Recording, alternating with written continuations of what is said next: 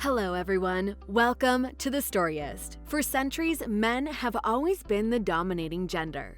They used to be looked up to as the tough ones, the strong ones, the smart ones, the born leaders, and the only gender capable of doing the important things. While women were used to be seen as powerless, damsels in distress that needed to be saved, brainless humans that weren't capable of making their own decisions. But thankfully, as generations change, the time and norms changed with it as well. Eventually, women were eligible to work alongside men. Then, they were allowed to take up positions that were originally filled by men, such as in the sciences, communications, and even in politics. Women were granted the ability to vote and be voted. They were able to change the face of sexism in the world.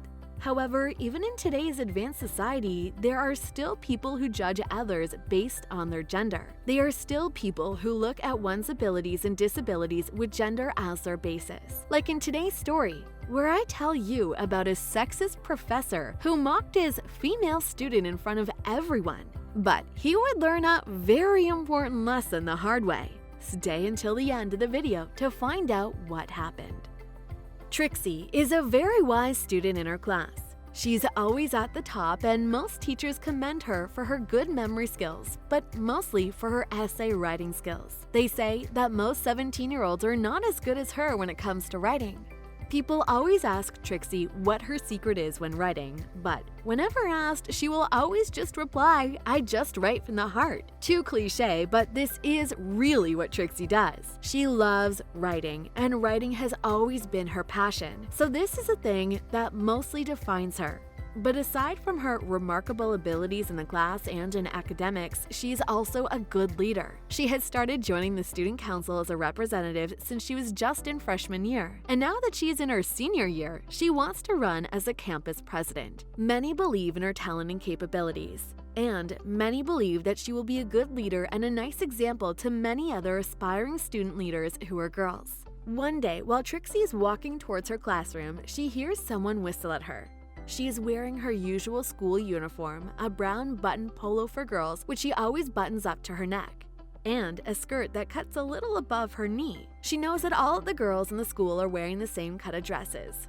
So whoever must be behind that whistle is cruel, and he must be ashamed of himself. She ignores the whistle and pretends she doesn't hear it. She starts walking again. When she gets to the classroom, the class is in chaos. As their class president, she calls her classmates' attention and she asks where their teacher is. "Haven't you heard? Mrs. Whitman will be on her maternity leave starting today, which means from now on, we will be having a substitute teacher," one of her classmates says. Trixie feels a little bit nervous. Mrs. Whitman used to like her essays, and in her class about English literature, liking her essays is important. She just wishes that the substitute professor will have the same taste as Mrs. Whitman. In her point of view, Mrs. Whitman is an advocate for women empowerment, a feminist. She likes authors like Virginia Woolf, Sylvia Plath, Jane Austen, Charlotte Bronte, Emily Dickinson, and many more. And Trixie feels that Mrs. Whitman has also influenced her passion in writing. She loves reading books and poems written by the same authors, and she enjoys writing about feminism. She also shares the same belief as Mrs. Whitman when it comes to men and women. Most of her classmates say she is Mrs. Whitman's favorite because she's the best writer in their class. But in her eyes, she sees a lot more, that her reasons are deeper than that. She knows that Mrs. Whitman shares a rare connection with her that only feminist writers understand.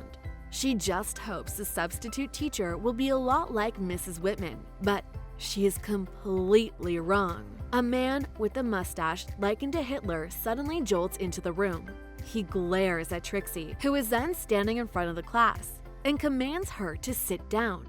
"I'm Mr. Gilmore, and I will be your substitute teacher for English literature. Now grab your books," the man says without a warning. They all grab their books and Mr. Gilmore takes a look at them.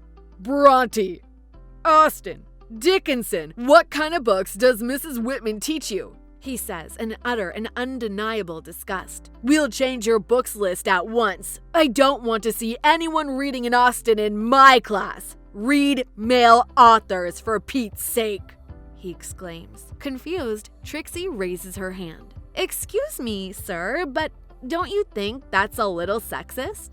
she bravely asks. The professor crosses his eyebrows at her. "What's your name?" he asks, in a sinister voice. "Trixie," she confidently answers. "I think what's sexist is naming you Trixie. Isn't that a hooker's name?" he says in a half laugh. All her classmates start laughing too. She feels embarrassed, but that doesn't stop her from standing up for herself. If there's anything that her favorite authors and Mrs. Whitman herself has taught her, it is to stand up for herself when she knows she is right. "I think what's really sexist is you, sir, relating an innocent name to a hooker," Trixie says. The professor realizes his mistake and just ignores her. He commands Trixie to sit down once again. He then puts out a book entitled Madame Bovary by Gustave Flaubert. "Can anyone point out what this book tells us?" asks the teacher.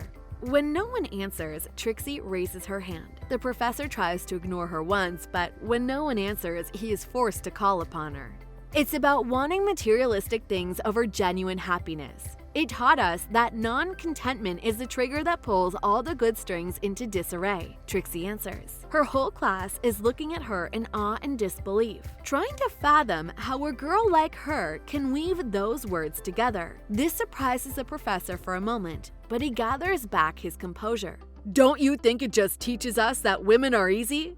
the professor replies to Trixie. With this, she is shocked, but the professor continues before she can even speak again. "Madame Bovary is an easy woman, and her character only depicts how women can fall easily to material things such as diamonds, lust, and anything that has value," he continues. Trixie can't believe how sexist their new professor is. "I don't think a professor should be teaching this kind of nonsense to his students, sir," Trixie says politely, but this enrages the professor. "If you don't believe in what I say, then you can drop my class," the professor says.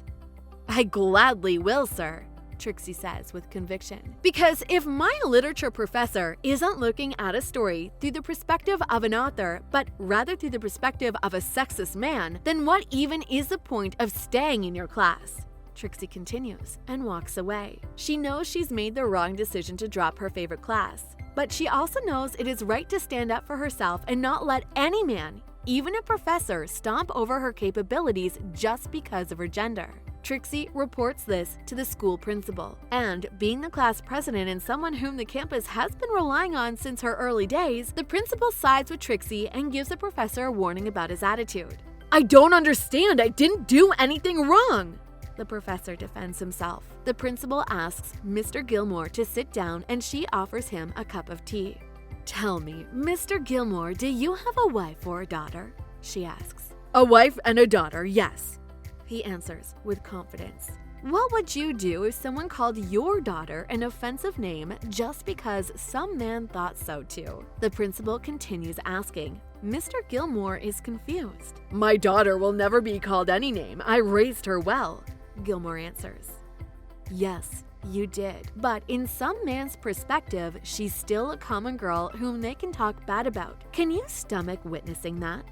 When Mr. Gilmore is asked this question, he realizes what the principal is getting at. He doesn't want his daughter to be called names too, because he loves her. But some men who think exactly the same way as him might. And if he doesn't want it to happen to his daughter, then he should start not doing it too.